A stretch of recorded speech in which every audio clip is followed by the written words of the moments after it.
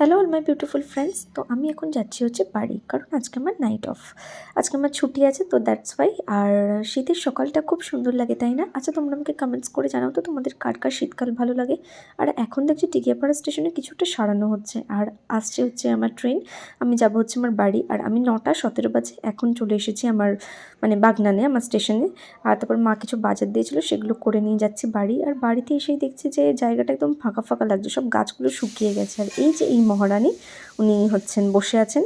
তারপরে আজকে হচ্ছে একটু শ্যাম্পু করব আর কি। তারপর স্নান টান করে ভাত খেতে বসে গেছি। অনেক কিছু ছিল, বাড়ির খাবার সত্যি আলাদাই একটা, বাড়ির খাবার একটা আলাদাই স্বাদ, যেটা সত্যি বাইরের খাবারে পাওয়া যায় না। মাছ তরকারি অনেক কিছু ছিল, চটপট ভাত খেয়ে স্নান করে এসে জাস্ট এই দেখো, আজকে বিয়েবাড়ি যাবো, আর আজকেই হচ্ছে মুখে পিম্পল বেরিয়েছে। তোমাদের কার কার সঙ্গে এরকম হয়?